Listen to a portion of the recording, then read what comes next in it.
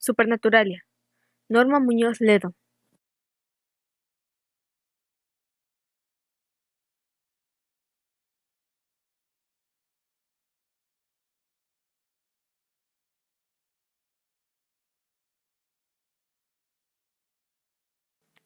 El sacerdote realiza los ritos en un lugar especial y debe calcular cuándo empezar, pues la creación de una luz requiere 7 semanas y debe culminar con una ceremonia bajo la luna llena.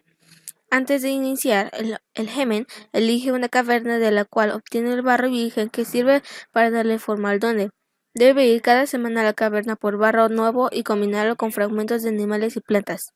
El resto del tiempo se dedica a orar para que los componentes de la mezcla se agluten, se sequen y se consiga que animales y plantas le cedan una parte de su naturaleza al nuevo ser. Durante la primera semana, el Gemen amasa barro viejo con agua de lluvia y lo mezcla con la sangre de las patas molidas de una lagartija. Con esto da forma a los pies y piernas de la luz. Después lo cubre con piel de venado. Así, sus pasos serán tan silenciosos y rápidos como los de una lagartija y tan fuertes y ágiles como los de un venado. La segunda semana, el solicitante debe llevarle algunas mazorcas tiernas de la milpa que estará al cuidado de la luz si hay otros cultivos. Si hay otros cultivos, también debe llevarlos, pero hay que tener mucho cuidado. Si las mazorcas son de otra milpa, la luz se confundirá y probablemente no cumplirá con su trabajo. Tampoco se preocupará por cuidar del campo si los elotes son viejos. El Gemen desgrana el maíz y lo mezcla con barro virgen para crear la parte baja del abdomen. Así, el alush quedará satisfecho con alimentos preparados con este grano. La tercera semana, el Gemen envía a un cazador para que traiga los corazones de un jaguar y una paloma de monte, para mezclar su sangre con barro recién traído de la caverna. Con esta mezcla se hace la parte superior del abdomen, la que corresponde al corazón. Así el alush será temerario y valiente como un jaguar, y noble y tranquilo como una paloma.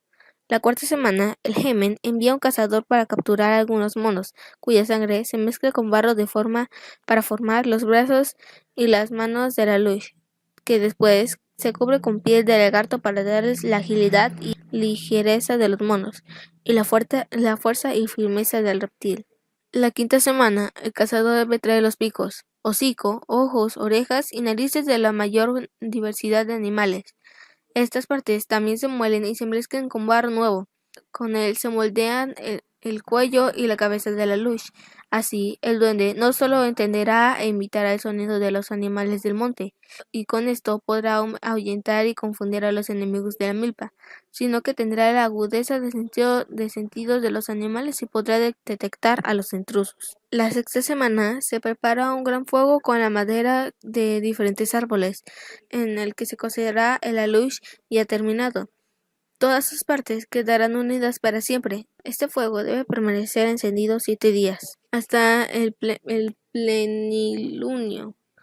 La séptima semana, que coincide con la luna llena, se lleva a cabo la ceremonia más importante, pues en ella los dioses le dan vida a la luz. A esta ceremonia debe asistir la familia del dueño del sembradío. Las mujeres preparan la comida mientras los hombres se sientan en semicírculo en torno al dueño y escuchan al Gemen dar consejos sobre el cuidado de la luz. Después, los hombres oran a los dioses para que le otorgan al duende el regalo de la vida. El alush permanece frente a ellos, envuelto en una tela blanquísima, hecha a mano especialmente para la ocasión. Tras varias horas de rezos, si el ritual se ha llevado a cabo adecuadamente y los dioses así lo desean, se concede vida a la luz y, solo en ese momento, su dueño y toda su familia podrá verlo. De ahí en adelante, el duende solo se dejará ver por las personas que él elija. Durante los escasos minutos en los que la luz es visible, cada miembro de la familia debe decir su nombre para que el duende lo conozca y nunca lo moleste. Después de esto, el luz desaparecerá y dejará la tela blanca atrás. A partir de ese momento, será el guardián del sembradío y exigirá como único pago que se le den alimentos hechos a base de maíz y se le trate con respeto. La segunda exigencia obliga a su dueño a darle un buen trato y tenerle paciencia. A diferencia de otros duendes, que parecen no inmutarse ante los insultos de los humanos, los aluches son muy susceptibles. La mirada de horror de algunas personas los daña irremediablemente, pues el miedo llena sus corazones de angustia y tristeza. Ellos consideran esto como una especie de mal de ojo, y su cuerpo se torna rígido con gran rapidez. Al cabo de unos días de la mirada, el duende se petrifica en una ruta, como si fuera una estalagmita. Las groserías hacen enojar a los aluches, que reaccionan de manera muy violenta enviando malos vientos que pueden causar fiebres muy altas y en casos graves la muerte de su agresor, sin importar que se trate de su dueño o alguien de su familia. Sin embargo, un aluche bien tratado y mejor alimentado cuidará el sembradío con celo y firmeza, y si se le pide a través de una ceremonia especial es capaz de secuestrar a uno de los chacop, los encargados de las lluvias, para ponerlo a trabajar en favor de su dueño. También alejará las plagas y a los humanos que muerden la milpa. Cuando los aluches estén contentos con su dueño, les dan regalos. Les gusta sobre todo obsequiar venados, pero hay que tener cuidado, pues no son reales. Suelen ser ratones o víboras que los duendes convierten en venados con su magia. No es recomendable comer una presa ofrecida por una lush, por hermosa que sea, es carne encantada y hace daño. Sin embargo, sus regalos siempre deben ser aceptados y agradecidos, con amabilidad. Antes de crear una lush, hay que tener muy en cuenta que, si bien pueden tener una relación armoniosa con sus dueños y ser buenos guardianes, son duendes y nunca cambiarán su naturaleza fastidiosa. Si se llevan bien con su patrón, se limitarán a hacer travesuras ligeras, como cambiar las cosas de lugar. Sin embargo, algunos pueden ser muy traviesos, muy molestos y demasiado traviesos. Esto se debe a un exceso de partes de mono en la mezcla con la que lo hicieron, por lo que sus dueños pueden perder la paciencia. Esto es grave, pues si se dan cuenta de que su dueño comienza a cansarse de ellos, se enojarán irremediablemente. Se sabe de aluches que al cumplir 50 años se vuelven irrespetuosos y coscolinos y coquetean con la esposa de su dueño o con sus hijas o nietas. En casos extremos, cuando la situación se vuelve intolerable, es necesario matar al duende, pero es un acto sumamente riesgoso. Solo debe llevarse a cabo si no hay otra salida y no hay que ser muy discretos, pues si el alush se entera del plan puede provocar la muerte de su atacante. Para matarlos es necesario aprovechar sus debilidades. El dueño debe encargarle la milpa con especial celo, orden que él cumplirá con entusiasmo, y ofrecerle una abundante comida. Al hacer esto, el patrón debe evitar ser empalagoso, pues el Luis puede sospechar que algo está pasando. Mientras el duende está ocupado, su dueño debe construir una casita con piedra, de preferencia lejos del lugar donde le deja la comida. Sin embargo, la casita será una trampa, pues las piedras no estarán pegadas y al menor roce se vendrá abajo. El dueño debe pretender que construya la casita con esmero y cuidado. Si alguien pasa por ahí y le pregunta qué está haciendo, debe contestar: aquí haciendo una casita para mi alush. De ninguna manera debe decir la verdad. Una vez terminada la construcción, tiene que hablarle al duende y decirle que le construye una casa. El duende no resistirá a la tentación de ir. Cuando esté dentro, la construcción se caerá y él morirá aplastado. Casi todos los reportes de dueños de aluches problemáticos coinciden.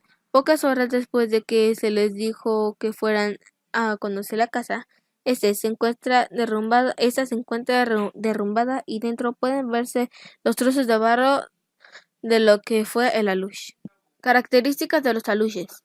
Los aluches tienen una naturaleza dual, dado su origen tanto humano, que los jóvenes que lo crean, como divino, los dioses que les otorgan la vida. Por esta razón, pueden afectarlos algunos elementos del mundo físico, como la luz del sol o los objetos pesados que pueden aplastarlos, aunque también tienen poderes. Si por más de un milenio cientos de familias mayas han solicitado a los Gémenes la creación de estos dones, se comprenderá que la posibilidad de llevar a cabo un censo de la población de aluches es absurda, como la composición del barro que con el que se crea una luz no es homogénea, hay diferencias en su carácter, poderes y longevidad. Algunos quizás porque entre sus componentes predominó la materia prima de tortuga o de lagarto, viven muchísimos años y otros menos. Los aluches, a diferencia de otros duendes, no son intrínsecamente malévolos, pero algunas cosas los hacen enfurecer. Recordemos que se creaba para cuidar un terreno, de ahí su fuerte sentido de territorialidad. La mayoría de los problemas que enfrentan los pobladores de la península de Yucatán ocurren cuando se invaden territorios de aluches.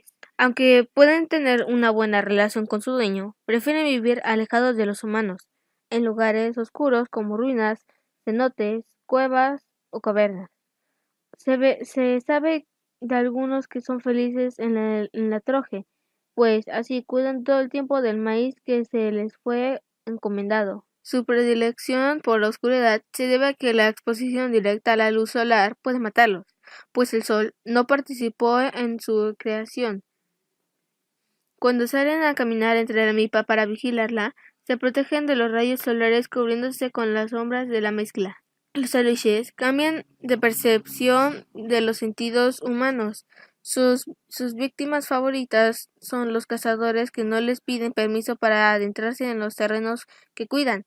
Las consecuencias de este descuido son mortales, pues le hacen creer al cazador que tienen en la mira a un venado, cuando en realidad es otro cazador. Los jueces saben que esta es una jugarreta de los duendes, pero hasta ahora no se ha logrado que permanezcan para declararse culpables por la muerte de ningún hombre.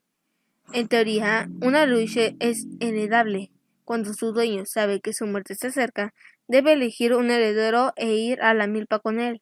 Ahí le dirá a la luche que, cuando él muera, esa persona será su nuevo patrón. La dificultad de este va en que tiene que ser pocos días antes de la muerte, pues de otro modo el aluche olvidará la indicación.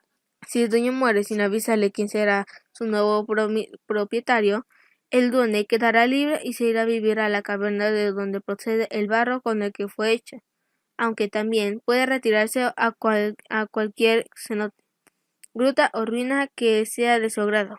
Dado que es muy difícil saber con anticipación la fecha en la que uno morirá, la gran mayoría de los aluches quedarán libres.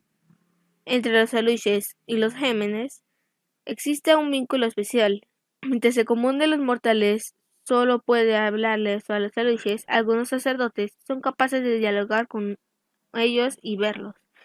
Hay que afirmar que cuando los aluches se roban a un niño, se lo llevan a su casa y lo regresan muchos años después, convertido en gemen. Cuando se tiene que arreglar un problema con aluches, se necesita la presencia de un gemen. Los aluches pueden ser vistos de diferente manera en nuestra dimensión y en la sutil. Después de mucho tiempo de no estar activos o cuando no reciben alimento por un periodo prolongado, pueden regresar a su forma primitiva de muñeco de barro. Eso no significa que estén muertos, pues su espíritu está vivo. Por eso, cuando alguien encuentra una luz de barro, tiene tres opciones: darle ofrenda esperando obtener su ayuda, ignorarlo, cosa que a él no le gustará y comenzará a causar molestias, o romperlo, con lo cual la persona se libra de sus existencias. En la región maya, nadie rompe una luz de barro adrede, pues aunque no se tiene reportes de que pueda tener consecuencias negativas, nunca se sabe lo que puede pasar. Cuando está alerta y en activo, el alush es invisible para la mayoría de los humanos, excepto para los niños menores, de 3 años, algunos adultos sensibles, o cuando él decide hacerse visible. Quienes los han visto dicen que usan sombrero y alpargatas. También hay quien asegura que algunos gémenes les hacen un perrito para que les ayude a cuidar la milpa. Tienen apariencia de niño, aunque algunos tienen un gesto poco amigable, quizás porque los gémenes que los hicieron consideran conveniente que el encargado de cuidar la milpa tuviera una expresión hostil. Cuando la vida de una luz declina, se retira al cenote del que se obtuvo el barro con el que fue hecho y ahí sí se petrifica. Por eso, no es raro ver formas petrificadas de aluche en cenotes, cuevas y grutas. Los aluches miden entre 30 y 40 centímetros y tienen ficciones infantiles. Por eso los niños que los ven se ríen de ellos. A los aluches, como a todos los duendes, les gusta mucho jugar con los niños pequeños. Los menores de 3 años son sus predilectos. En la región maya, cuando un niño dice que ve un nene o está jugando con otros pequeños que nadie ve, la gente sabe que se trata de un aluche. Casi siempre el juego es inocente, pero a veces les apetece llevarse a los niños. Se ha sabido de algunos que raptan a los menores para exigir atención para sí mismos. Cuando se sospecha que un niño anda en compañía de aluches, hay que tener cuidado. Si un niño o niña desaparece, se tiene que buscar la ayuda de un gemen para que lleve a cabo una ceremonia en el lugar donde se vio al menor por última vez y se solicite a los aluches que los devuelvan. Esto no ocurrirá fácilmente. Una vez que se le llevan a un niño, cuesta mucho trabajo que lo regresen. Los padres que han pasado por esa angustia y han logrado que los aluches devuelvan a sus hijos, afirman que han regresado a casa muy limpios y peinados, y a veces con regalos para su familia. Los aluches se ríen a carcajadas, pero cuando se asustan, arman tremendo jaleo y emiten ruidos extraños, una mezcla de gritos de mono, gruñidos de jaguar y graznidos de ave. Les encantan las fogatas. Después de jugar en el agua de los cenotes, se enfrían mucho y se acercan a las fogatas para calentarse. A manera de obsequio, algunas personas prenden hogueras y se alejan. Al rato pueden oírse cantando y jugando alrededor del fuego. Además, como fueron horneados, pueden tocar el fuego y no se dañan. Una de sus travesuras favoritas es tirar piedras. Son tan capaces de tirar guijarros en forma de cascadas como de lanzar piedras grandes con la fuerza de una bala de cañón. Les gusta molestar con el ruido de sus pisadas. Huyen cuando ven que una persona sale a ver quién provoca el sonido, pero regresan dispuestos a armar más alboroto. Mientras son los guardianes de un plantío, no dejan que nadie se acerque, ni siquiera para pasar por ahí. Se valen de diferentes medios. A veces arrojan piedras o hacen algunos ruidos extraños. Si esto no funciona, recurren a uno de sus poderes más aborrecidos. Convocan a los malos vientos.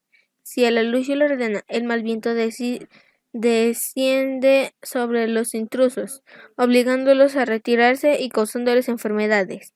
Existen aires de milpa, aires de caza o aires de piedra, dependiendo del lugar donde la víctima los reciba. El mal aire hace que las víctimas se sientan muy mal, con fiebre y dolores en todo el cuerpo. Para sanarlo, hay que acudir de inmediato con un gemen. Oliver Chan, de la comunidad Mocté, municipio Tatsiu de Yucatán, cuenta lo que le pasó con otros 3 campesinos. El 12 de febrero de 1996 salieron a buscar un lugar para cultivar su milpa. Pronto lo encontraron. Tumbaron el monte, quemaron los rastrojos y se pusieron a sembrar. Las plantas de maíz crecieron sanas y dieron elotes de buen tamaño. Cuando se acercaba el tiempo de la cosecha, descubrieron que alguien se comía las mazorcas y solo dejaban los elotes. Al principio, pensaron que algún animal nocturno se les adelantaba, así que construyeron una choza de bajareque para pasar las noches junto a la milpa y descubrir al ladrón.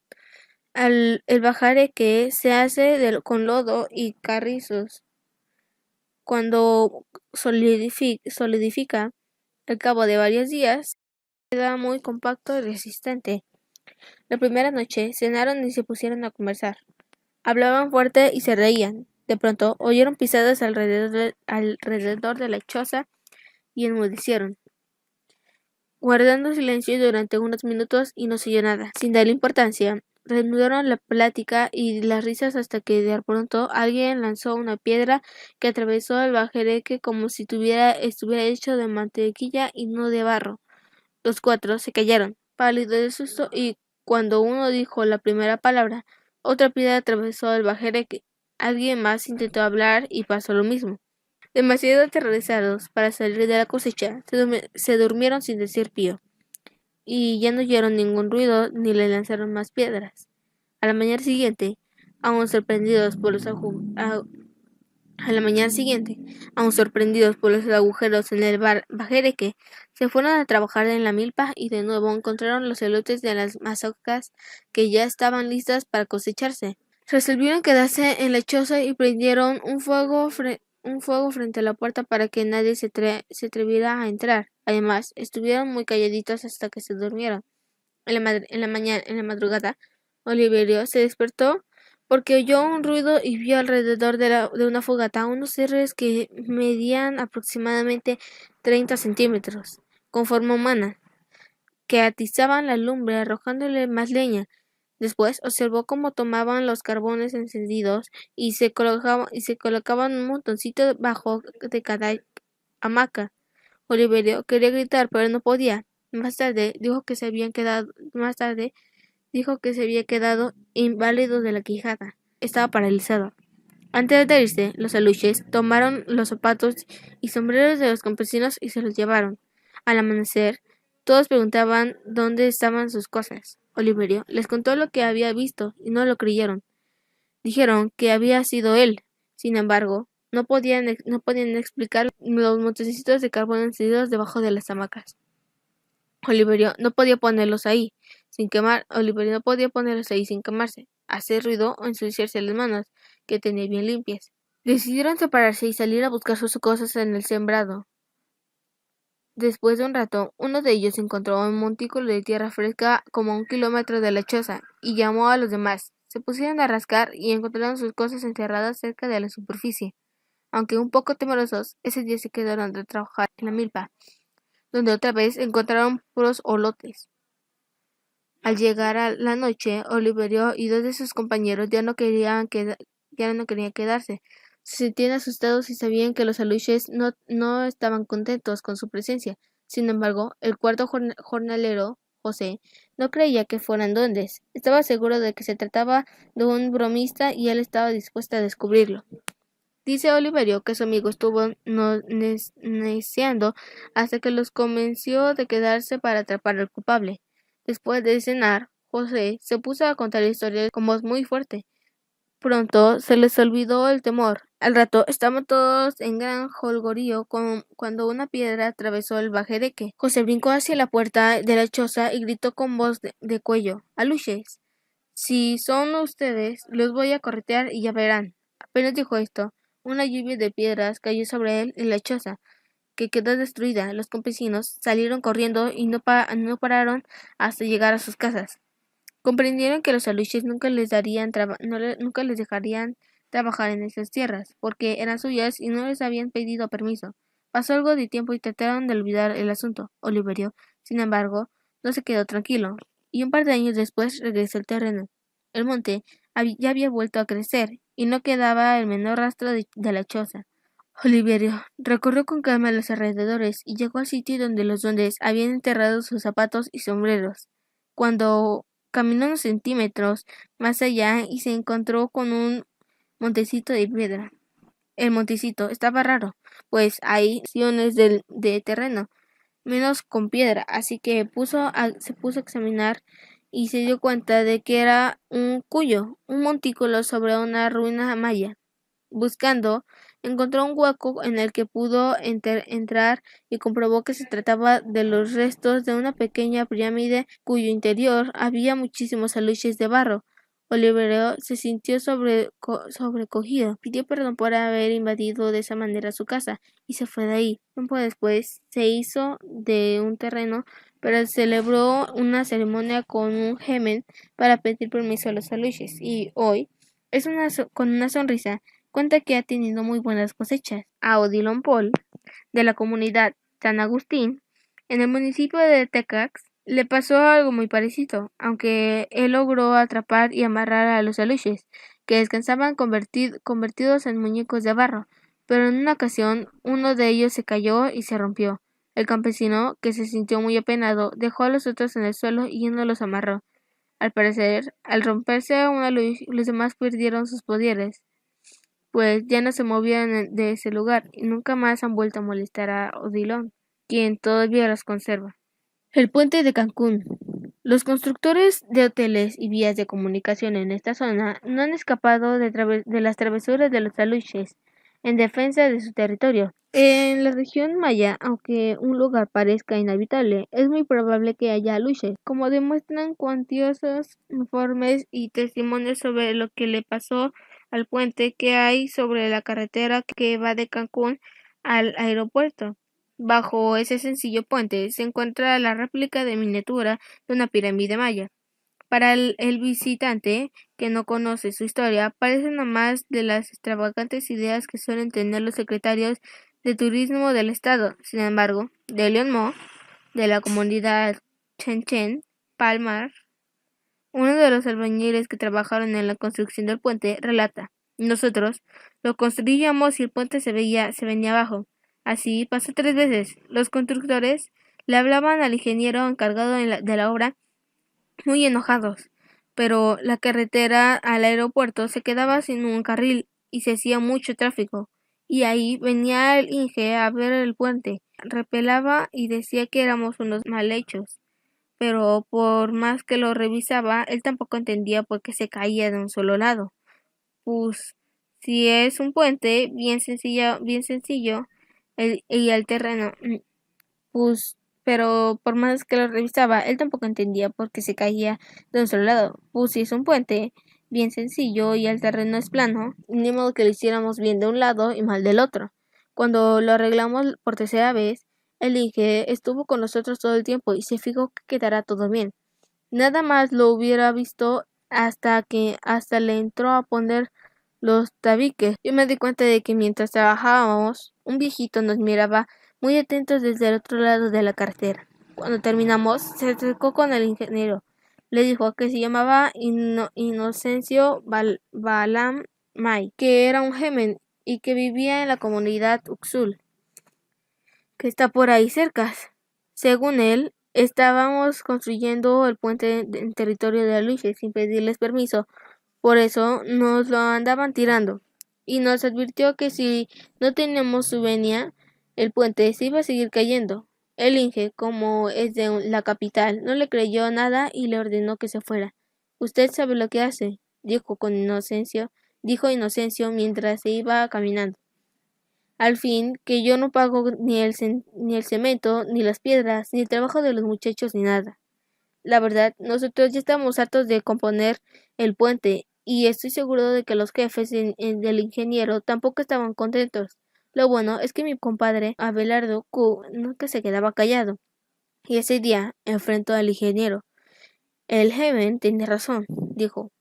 Por ahí hay muchos aluches, y si somos groseros con ellos van a tirar el puente todas las veces que quieran. El ingeniero se rascó mucho la nuca y luego nos dijo que alcanzáramos a Inocencio Balam y le trajéramos para pedirle consejos.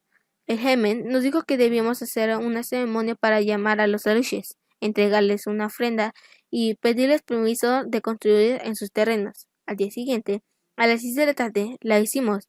Llevamos pozole, balche, tortillas, y la esposa del ingeniero preparó pastel de elote. Inocencio, que quemó copal, tomó mucho balche y estuvo un buen rato hablando en maya con quien no veíamos. Después nos dijo que los Aluches querían una casa para vivir y que nosotros se la hiciéramos. El Inge se enojó porque sus jefes nunca iban a pagar una casa para unos duendes. Yo miré a mi compadre Q y entre los dos le dijimos que si él ponía el material nosotros le ayudábamos a construir sin cobrar. Trabajamos varios fines de semana. Al ingeniero se le ocurrió la idea de hacerlo así como pirámide. Se ve quichpan, como se dice bonita en maya.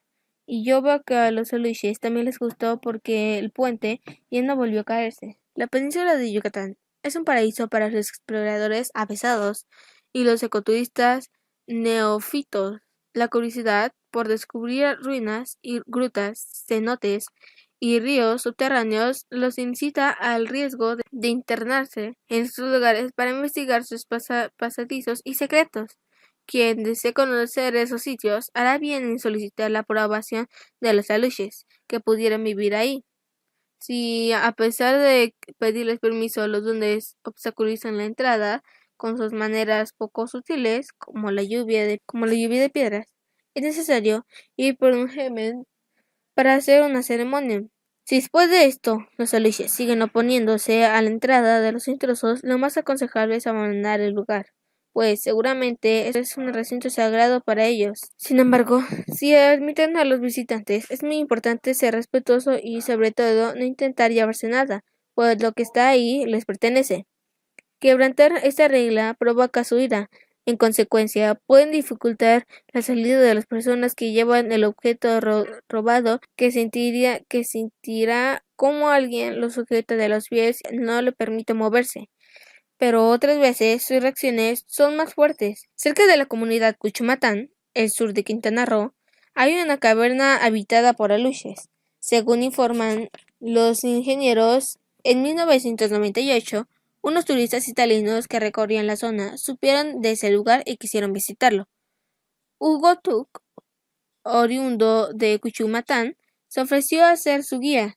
Antes de internarse en la gruta, les dijo que debían hacer una ceremonia para que los aluches les permitieran entrar. Los italianos accedieron y entre todos la llevaron a cabo. Hugo explica que dentro de la caverna puede haber sitios que él define como las viviendas de los aluches. En ellas hay objetos de uso común, pequeños platos y vasijas de barro, que no ocultan su antigüedad.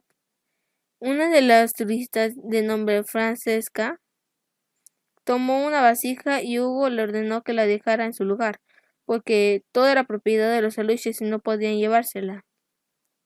Francesca alegó que no tenía interés en robársela, que solo quería verla fuera de la caverna, a la luz del día, y luego la regresaba a su lugar. Hugo se molestó y le dijo que si intentaba sacar la vasija sería bajo su propio riesgo. Acto seguido, suspendió la vista y comenzó a dirigir a los italianos hacia la salida.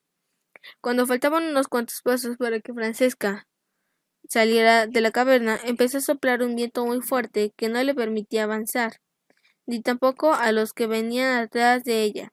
La joven, empecinada en salir con la vajilla, intentó dar un paso adelante, pero el viento cobró mayor fuerza y no solo le impidió caminar, sino también respirar.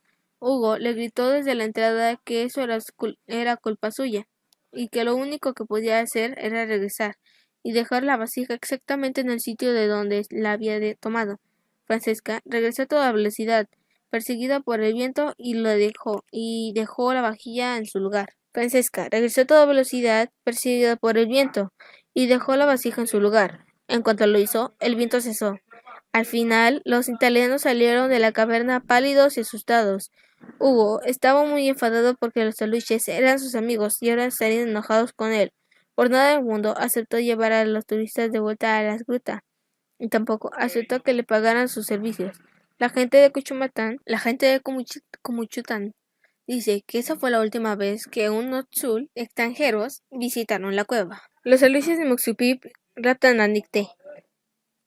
En la comunidad San Juan Cop, municipio de Muxupip, en Yucatán, los aluches causaban muchos problemas. Casi todas las noches entraban a una casa distinta a robar comida y bebidas alcohólicas. Quien se atrevía a caminar solo por el monte era seguro que no regresaría, pues los aluches le echaban un mal aire y hacían que se perdieran. La gente sabía que vivía en el fondo de una hondonada cubierta de ramones, donde no entraba la luz del sol.